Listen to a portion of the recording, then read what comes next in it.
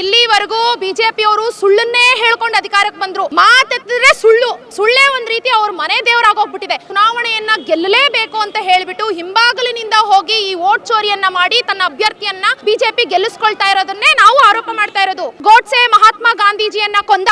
ಇವತ್ತು ಕೇಂದ್ರ ಬಿಜೆಪಿ ಸರ್ಕಾರ ಮಹಾತ್ಮ ಗಾಂಧೀಜಿ ಅವರ ಹೆಸರನ್ನ ಅಳಿಸೋದ್ರ ಜೊತೆಗೆ ಆ ಕಲ್ಪನೆಗಳನ್ನ ಕೊಲ್ಲುವಂತ ಕೆಲಸ ಮಾಡ್ತಿದೆ. ಬಟ್ ಸರ್ಕಾರಿ ಸಂಸ್ಥೆಗಳನ್ನ ಕೈಗೊಂಬೆ ಮಾಡಿಕೊಂಡು ಕೇಂದ್ರ ಸರ್ಕಾರ ಅವರ ಏನು ಹೆಗಲ ಮೇಲೆ ಗನ್ನಿಟ್ಟು ಗುಂಡು ಹಾರಿಸುವಂತಹ ಪ್ರಯತ್ನಗಳನ್ನ ಈ ಹಿಂದೆ ಸಾಕಷ್ಟು ಬಾರಿ ಮಾಡ್ಕೊಂಡು ಬಂದಿದೆ. ನ್ಯಾಷನಲ್ ಹೆರಾಲ್ಡ್ ಕೇಸ್ನಲ್ಲಿ ಈಗಾಗಲೇ ಏನು ಸೋನಿಯಾ ಗಾಂಧಿ ಆಗಿರ್ಬೋದು ಅಥವಾ ರಾಹುಲ್ ಗಾಂಧಿ ಅವರು ಯಾವುದೇ ರೀತಿಯಾದಂತಹ ಒಂದು FIR ಕೂಡ ದಾಖಲಾಗಿಲ್ಲ. ಆದರೆ ಇವರ ಮೇಲೆ ತೇಜೋವಧೆ ಮಾಡ್ತಾ ಇದೆ ಕೇಂದ್ರ ಸರ್ಕಾರ ಬಿಜೆಪಿಗರು ಅನ್ನುವಂತಹ ಉದ್ದೇಶದಲ್ಲಿ ಇವತ್ತು ಬೆಂಗಳೂರಿನ ಫ್ರೀಡಂ ಪಾರ್ಕ್ನಲ್ಲಿ ಬೃಹತ್ ಪ್ರತಿಭಟನೆಗೆ ಕಾಂಗ್ರೆಸ್ ಕಾರ್ಯಕರ್ತರು ಇವತ್ತು ಸಜ್ಜಾಗಿದ್ದಾರೆ ಅಂತಲೇ ಹೇಳ್ಬೋದು. ಈ ಬಗ್ಗೆ ಮಾತನಾಡಲಿಕ್ಕೆ ಸ್ವತಃ ನಮ್ಮೊಂದಿಗೆ ಕಾಂಗ್ರೆಸ್ಸಿನ ನಾಯಕಿ ತ್ರಿವೇಣಿ ಅವರು ಇದ್ದಾರೆ. ಅವರೇ ನಾವು ಮಾತನಾಡಿಸ್ತಾ ಹೋಗೋಣ. ಬಹಳ ಮುಖ್ಯವಾಗಿ ಇವತ್ತು ಎರಡು ವಿಚಾರ ಇಟ್ಕೊಂಡು ಇವತ್ತು ಪ್ರತಿಭಟನೆ ಮಾಡ್ತಾ ಇರುವಂಥದ್ದು. ಏನು ಹೇಳಲಿಕ್ಕೆ ಬಯಸ್ತೀರಿ ಸರ್? ಅದೇ ಯಾವಾಗಲೂ ಹೇಗಾಗುತ್ತೆ ಅಂತಂದರೆ ಸರ್ಕಾರಿ ಸಂಸ್ಥೆಗಳನ್ನು ಕೈಗೊಂಬೆ ಮಾಡಿಕೊಂಡು ಕೇಂದ್ರ ಸರ್ಕಾರ ಅವರ ಏನು ಹೆಗಲ ಮೇಲೆ ಗನ್ನಿಟ್ಟು ಗುಂಡು ಹಾರಿಸುವಂತಹ ಪ್ರಯತ್ನಗಳನ್ನು ಈ ಹಿಂದೆ ಸಾಕಷ್ಟು ಬಾರಿ ಮಾಡ್ಕೊಂಡು ಬಂದಿದೆ. ಈಗ 2024ರ ಚುನಾವಣಾ ಸಂದರ್ಭದಲ್ಲಿ ರಾಹುಲ್ ಗಾಂಧಿ ಅವರ ಪರವಾಗಿ ಚುನಾವಣಾ ಫಲಿತಾಂಶ ಆಗುತ್ತೆ ಅನ್ನೋ ನಿಟ್ಟಿನಲ್ಲಿ ಅಂಥ ಸಂದರ್ಭದಲ್ಲಿ ತಗೊಂಡು ಬಂದಿದೆ ಈ ಬಿಜೆಪಿಯವರು ನ್ಯಾಷನಲ್ ಹೆರಾಲ್ಡ್ ಹಗರಣ. ಸೊ ಇವತ್ತು ಎಲ್ಲೋ ನಿನ್ನೆ ನ್ಯಾಯಾಲಯದಲ್ಲಿ ವಜಾ ಆಗಿದೆ ಅರ್ಜಿ. ರಾಹುಲ್ ಗಾಂಧಿ ಅವರ ಪಾತ್ರವಾಗಲಿ, ಸೋನಿಯಾ ಗಾಂಧಿ ಅವರ ಪಾತ್ರ ಆಗಲಿ ಅಥವಾ ಅಕ್ರಮ ಹಣ ವರ್ಗಾವಣೆ ಆಗಿರಲಿ, ಇದು ಯಾವುದೂ ಆಗಿಲ್ಲ, ಅವರು ನಿರಪರಾಧಿಗಳು ಅಂತ ಹೇಳಿಬಿಟ್ಟು ಅರ್ಜಿ ನೆನೆ ವಜಾ ಆಗಿರೋದ್ರಿಂದ ಎಲ್ಲೋ ಒಂದು ಕಡೆ ಇವತ್ತು ಬಿಜೆಪಿಯವರ ಮುಖವಾಡ ಬಯಲಾಗಿದೆ. ಸೊ ಅವರಿಗೆ ಇದು ಆದ ನಂತರನಾದರೂ ಇನ್ನು ಮೇಲಾದರೂ ಕೇಂದ್ರ ಬಿಜೆಪಿ ಸರ್ಕಾರ ಎಚ್ಚೆತ್ತುಕೋಬೇಕು. ಅಭಿವೃದ್ಧಿಯ ಮೇಲೆ ಈ ಥರದ್ದು ಒಂದು ಸೆನ್ಸಿಟಿವ್ ವಿಚಾರಗಳನ್ನು ಇಟ್ಕೊಂಡು ರಾಜಕಾರಣ ಮಾಡಬೇಕೇ ಹೊರತು ಹಿಂಬಾಗಲಿನಿಂದ ಚುನಾವಣೆಗಳನ್ನು ಎದುರಿಸುವಂಥ ಒಂದು ನೀಚ ರಾಜಕಾರಣವನ್ನು ಬಿಡಬೇಕು ಅಂತ ಹೇಳ್ತೀನಿ. ಓಕೆ, ವೋಟ್ ಚೋರಿ ಬಗ್ಗೆ ದೊಡ್ಡ ಮಟ್ಟದಲ್ಲಿ ಬೆಂಗಳೂರಿನಿಂದ ಪ್ರಾರಂಭವಾಗಿರುವಂಥದ್ದು ಬಿಹಾರ ಚುನಾವಣೆ ಸಂದರ್ಭದಲ್ಲೂ ಕೂಡ ಪರಿಣಾಮ ಬೀರುತ್ತೆ ಅನ್ನೋ ರೀತಿಯಲ್ಲಿ ಒಂದಷ್ಟು ಪ್ರತಿಭಟನೆಗಳಾಯಿತು. ಜನಸಾಮಾನ್ಯರ ಒಂದು ಅವ್ರ ಗಮನಕ್ಕೆ ತಗೊಂಬರಬೇಕು ಅನ್ನುವಂತಹ ವಿಚಾರದಲ್ಲಿ ಒಂದು ಪ್ರತಿಭಟನೆ ಮಾಡಿದ್ರು. ಎಲ್ಲ ಒಂದು ಕಡೆ ಅದು ಮೈನಸ್ ಆಯ್ತಾ ಕಾಂಗ್ರೆಸ್ಸಿಗೆ ಅನ್ನುವಂಥದ್ದು? ಇಲ್ಲ ಸರ್, ಮೈನಸ್ ಯಾಕಾಗುತ್ತೆ? ಯಾಕಂದ್ರೆ 1,68,00,000 ಮತಗಳನ್ನು ನಾವು ಸಂಗ್ರಹ ಮಾಡಿದ್ವಿ ಕರ್ನಾಟಕದಿಂದ. ಅದನ್ನ ನಾವು ತಗೊಂಡು ಹೋಗಿ ಡೆಲ್ಲಿಯಲ್ಲಿ ರಾಮಲೀಲಾ ಮೈದಾನದಲ್ಲಿ ಇಟ್ಕೊಂಡೇ ಪ್ರೊಟೆಸ್ಟ್ ಮಾಡಿರುವಂಥದ್ದು. ಮತ್ತೆ ಆಗಸ್ಟ್ 8ನೇ ತಾರೀಕು ರಾಹುಲ್ ಗಾಂಧಿ ಅವರು ಇದೇ ಫ್ರೀಡಂ ಪಾರ್ಕಿಗೆ ಬಂದು ಏನು ಮತಚೋರಿ ಇದು ಮಹದೇವಪುರ ಅಸೆಂಬ್ಲಿ ಕಾನ್ಸ್ಟಿಟ್ಯೂನ್ಸಿನಲ್ಲಿ ಆಗಿದ್ದಂತಹ ಮತ ಚೋರಿಯನ್ನ ಬಹಿರಂಗ ಸಾಕ್ಷಿ ಸಮೇತ ಬಹಿರಂಗಪಡಿಸಿದ್ರು. ಆದರೆ ಎಲ್ಲೋ ಒಂದು ಕಡೆ ಅದನ್ನ ತಪ್ಪಿಸ್ಕೊಳ್ಳೋದಕ್ಕೋಸ್ಕರ ಚುನಾವಣಾ ಆಯೋಗ 9ನೇ ತಾರೀಕು ಬೆಳಗಿನ ಜಾವದಿಂದನೇ ಅವರು ಎಲ್ಲಾ ವೆಬ್ಸೈಟ್ಗಳನ್ನ ಬ್ಲಾಕ್ ಮಾಡಿಕೊಂಡ್ರು. ಆದರೆ ಅಲ್ಲಿವರೆಗೂ ತಾಂತ್ರಿಕ ದೋಷ ಇಲ್ಲದೆ ಇರತಕ್ಕಂಥ ಚುನಾವಣಾ ಆಯೋಗದ ವೆಬ್ಸೈಟು ರಾಹುಲ್ ಗಾಂಧಿ ಅವರು ಬಂದು ಮತಚೋರಿ ಆಗಿದೆ ಅನ್ನುವಂಥದ್ದನ್ನ ಸಾಕ್ಷಿ ಸಮೇತ ಬಹಿರಂಗಪಡಿಸಿದ ಮಾರನೇ ದಿನನೇ ಯಾಕೆ ಬ್ಲಾಕ್ ಮಾಡಿಕೊಂಡ್ರು ಅನ್ನೋದು ನನ್ನ ಪ್ರಶ್ನೆ. ಬಿಹಾರ ಎಲೆಕ್ಷನ್ ಸಂದರ್ಭದಲ್ಲಿ 65 ಲಕ್ಷ ಮತಗಳನ್ನ ಪಟ್ಟಿಯಿಂದ ಕೈಬಿಟ್ರು. ಯಾಕೆ ಕೈಬಿಟ್ರು? 65 ಲಕ್ಷ ಜನ ಒಟ್ಟಿಗೆ ಏನು ವಲಸೆ ಹೋಗ್ಲಿಕ್ಕೆ ಸಾಧ್ಯನಾ? 65 ಲಕ್ಷ ಜನನು ಸಾವನ್ನಪ್ಪಲಿಕ್ಕೆ ಸಾಧ್ಯನಾ? ಎಲ್ಲವೂ ಅನುಮಾನಾಸ್ಪದವಾಗಿತ್ತು. ಚುನಾವಣಾ ಆಯೋಗ ಎಲ್ಲೋ ಒಂದು ಕಡೆ ಮುಂದೆ ಬಂದು ಪ್ರಜಾಪ್ರಭುತ್ವದ ವ್ಯವಸ್ಥೆಯಲ್ಲಿ ಪ್ರಜೆಗಳ ಮುಂದೆ ಅವ್ರ ಎಕ್ಸ್ಪ್ಲನೇಷನ್ ಕೊಡಬೇಕಾಗಿರೋದು ಅವ್ರ ಧರ್ಮ. ಅವ್ರು ಯಾಕೆ ಅದನ್ನ ಮಾಡಲಿಲ್ಲ? ಇತ್ತೀಚೆಗೆ ನಡೆದಂತಹ ಏನು ಹರಿಯಾಣ ಎಲೆಕ್ಷನ್ ಅಲ್ಲೂ ಕೂಡ 25 ಲಕ್ಷ ಮತಗಳನ್ನ ಫೇಕ್ ಮತದಾರರನ್ನ ಪಟ್ಟಿಗೆ ಸೇರಿಸಿದ್ದಾರೆ. ಬಟ್ ಯಾಕೆ ಪಟ್ಟಿಗೆ ಸೇರಿಸಿದ್ರು?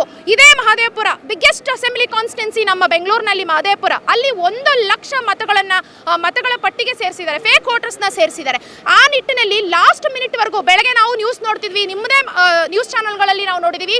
ಇನ್ನೇನು ಮನ್ಸೂರ್ ಅಲಿ ಖಾನ್ ಅವರು ಗೆದ್ರು ಅಂತ ಸಂಭ್ರಮಿಸುವಷ್ಟರಲ್ಲಿ ಲಾಸ್ಟ್ ಮಿನಿಟ್ ಅಲ್ಲಿ ಬಿಜೆಪಿ ಅಭ್ಯರ್ಥಿ ಗೆದ್ದದ್ದಂಥದ್ದು. ಎಲ್ಲೋ ಒಂದು ಕಡೆ ಈ 1 ಲಕ್ಷ ಫೇಕ್ ವೋಟರ್ಸ್ ಇಂದಾನೆ ಬಿಜೆಪಿಯ ಒಬ್ಬ ಅಭ್ಯರ್ಥಿ ಗೆದ್ರು ಅಂತಕ್ಕಂಥದ್ದು ನನ್ನ ನೇರ ಆರೋಪ. ಬಿಹಾರ ಚುನಾವಣೆಯಲ್ಲೂ ಕೂಡ ಮತಗಳತನ ಆಗಿದೆ ಅನ್ನುವಂಥ ಆರೋಪನ ಅಥವಾ ಮತಗಳತನದ ಬಗ್ಗೆ ಧ್ವನಿ ಎತ್ತಿದ್ರೂ ಕೂಡ ಬಿಹಾರ ಚುನಾವಣೆಯಲ್ಲಿ ಯಾಕೆ ಅಷ್ಟು ಹೀನಾಯವಾಗಿ ಕಾಂಗ್ರೆಸ್ ಸೋಲ್ತು ಅನ್ನುವಂತಹ ಪ್ರಶ್ನೆ ಇದೆಯಲ್ಲ. ಎಲ್ಲೋ ಒಂದು ಕಡೆ ಚುನಾವಣೆಯನ್ನ ಗೆಲ್ಲಲೇಬೇಕು ಅಂತ ಹೇಳಿಬಿಟ್ಟು ಹಿಂಬಾಗಲಿನಿಂದ ಹೋಗಿ ಈ ವೋಟ್ ಚೋರಿಯನ್ನ ಮಾಡಿ ತನ್ನ ಅಭ್ಯರ್ಥಿಯನ್ನ ಬಿಜೆಪಿ ಗೆಲ್ಲಿಸ್ಕೊಳ್ತಾ ಇರೋದನ್ನೇ ನಾವು ಆರೋಪ ಮಾಡ್ತಾ ಇರೋದು. ಈ ವೋಟ್ ಚೋರಿಯಿಂದಾನೇ ಅಷ್ಟು ಮತಗಳು ಗೆದ್ದಿದ್ದಾರೆ. 65 ಲಕ್ಷ ಬಿಹಾರದಲ್ಲಿ ಯಾಕೆ ಬಿಟ್ಕೊಟ್ರು? 65 ಲಕ್ಷ ಮತದಾರರನ್ನ ಯಾಕೆ ಬಿಟ್ರು? ಸಡನ್ ಆಗಿ ಏಕಾಏಕಿ ಬಿಡುವಂಥದ್ದು ಏನಿತ್ತು? ಅದರಲ್ಲಿ 22 ಮಂದಿ ಫೋಟೋಸ್ನ ಯಾರೋ ವಿದೇಶಿ ಮಾಡೆಲ್ ಒಬ್ಬಳು ಫೋಟೋ ಹಾಕಿದ್ದಾರೆ. ಅದನ್ನು ಕೂಡ ರಾಹುಲ್ ಗಾಂಧಿ ಅವರು ಬಹಿರಂಗಪಡಿಸಿದ್ದಾರೆ. ಇಷ್ಟೆಲ್ಲ ಆದರೂ ಕೂಡ ಒಂದು ಸ್ವತಂತ್ರ ಸಂಸ್ಥೆ ಆಗಿರ್ತಕ್ಕಂಥ ಚುನಾವಣಾ ಆಯೋಗ ಯಾಕೆ ಜನಗಳ ಮುಂದೆ ಬಂದು ಅಥವಾ ಮೀಡಿಯಾ ಮುಂದೆ ಬಂದು ಅದಕ್ಕೆ ಜಸ್ಟಿಫಿಕೇಶನ್ ಕೊಡ್ತಾ ಇಲ್ಲ? ಇದು ನೋಡಿದ್ರೆ ಎಲ್ಲ ಒಂದು ಕಡೆ ಕೇಂದ್ರ ಬಿಜೆಪಿ ಸರ್ಕಾರದ ಕೈಗೊಂಬೆ ಆಗಿ ಚುನಾವಣಾ ಆಯೋಗ ವರ್ತಿಸ್ತಿದೆ ಅಂತ ನಿಮಗನ್ನಿಸ್ತಾ ಇಲ್ವಾ? ಓಕೆ, ಮಹಾತ್ಮ ಗಾಂಧೀಜಿ ಅವರ ಹೆಸರನ್ನ ಮರೆಮಾಚಲಿಕ್ಕೆ ಒಂದಷ್ಟು ಕಸರತ್ತುಗಳನ್ನು ಮಾಡ್ತಾ ಇದೆ ಬಿಜೆಪಿ ಅಂತೇಳಿ ಬಲವಾದ ಆರೋಪವನ್ನು ಮಾಡ್ತಾ ಇದ್ದೀರಿ, ಏನಿದು ಅನ್ನು? ನೋಡಿ, ಮರೆಮಾಚೋದು, ಮಹಾತ್ಮ ಗಾಂಧೀಜಿಯವರ ಹೆಸರನ್ನ ಮರೆಮಾಚೋದು ಅಷ್ಟು ಸುಲಭ ಅಲ್ಲ. ನಾನು ಈ ಹಿಂದೆನೇ ಹೇಳಿದ್ದೀನಿ, ಅವತ್ತು ಗೋಡ್ಸೆ ಮಹಾತ್ಮ ಗಾಂಧೀಜಿಯನ್ನ ಕೊಂದ.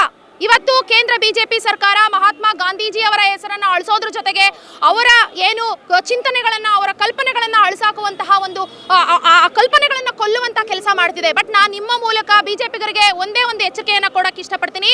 ಮಹಾತ್ಮ ಗಾಂಧೀಜಿ ಈ ಮಣ್ಣಿನ ವಾಸನೆ ಎಲ್ಲಿವರೆಗೂ ಇರುತ್ತೋ ಅಲ್ಲಿವರೆಗೂ ಮಹಾತ್ಮ ಗಾಂಧೀಜಿಯವರ ಚಿಂತನೆಗಳನ್ನಾಗಲಿ, ಅವರ ಆದರ್ಶ ಬದುಕನ್ನಾಗಲಿ, ಅವರ ಮೌಲ್ಯಗಳನ್ನಾಗಲಿ, ಅವರಿಗಿದ್ದಂತಹ ಸ್ವಾತಂತ್ರ್ಯದ ಮೇಲೆ ಪ್ರೇಮವನ್ನಾಗಲಿ ಯಾರು ಈ ಬಿಜೆಪಿಯವರು ಅಳಿಸಕ್ಕಾಗಲ್ಲ. ಬಿಜೆಪಿಯವರು ಮಾತ್ರ ಅಲ್ಲ, ಯಾರ ಕೈಲೂ ಅದನ್ನ ಅಳಿಸೋದಕ್ಕೆ ಸಾಧ್ಯ ಇಲ್ಲ.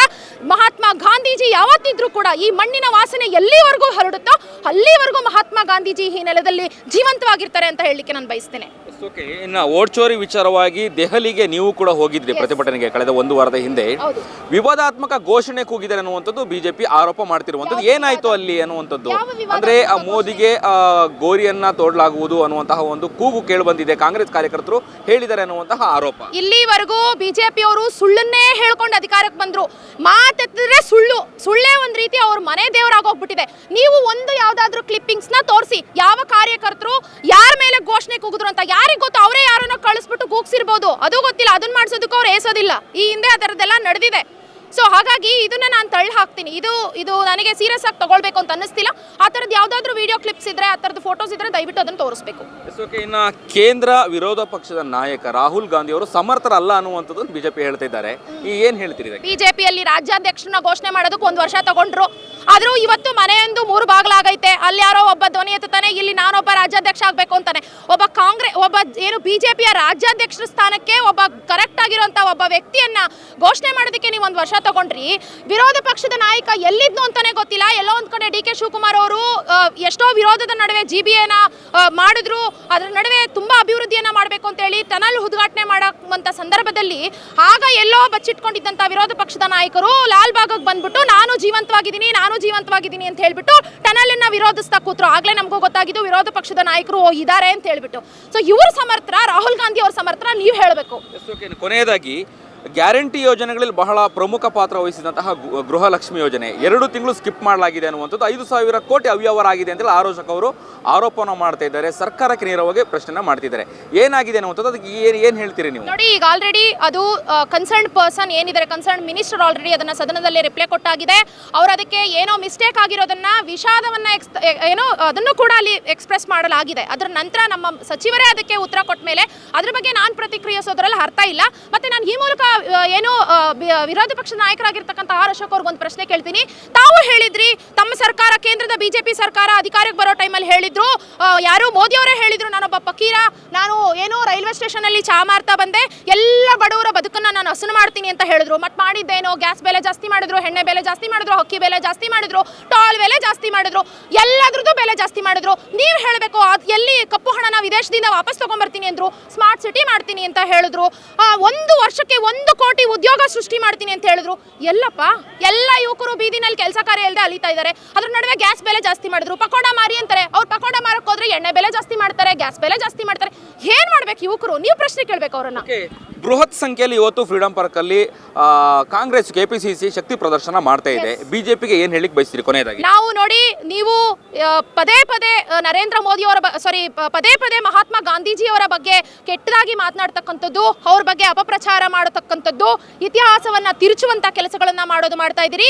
ಇದು ನಿಮಗೆ ನೀವೆಲ್ಲೋ ಅಗಲು ಕನಸು ಕಾಣ್ತಿದ್ದೀರಿ.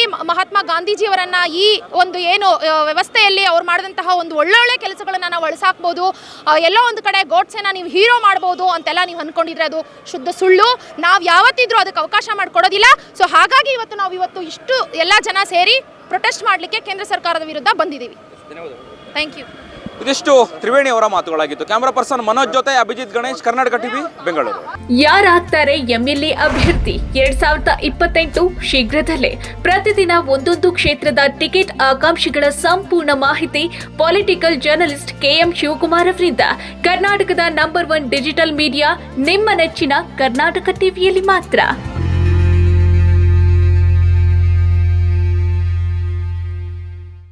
ನೀವು ಸಣ್ಣ ಆಗ್ಬೇಕಲ್ವಾ, ಅದು ಒಂದು ಉತ್ತಮ ಆಹಾರದಿಂದ ಸಣ್ಣ ಆಗ್ಬೇಕಲ್ವಾ. ಪ್ರತಿದಿನ ನಮ್ಮ ಜೀನಿ ಸ್ಲಿಮ್ ನ ಯೂಸ್ ಮಾಡಿ ಯಾವುದೇ ಸೈಡ್ ಎಫೆಕ್ಟ್ ಇಲ್ದಂಗೆ ನೀವು ಸಣ್ಣ ಆಗ್ತೀರಾ.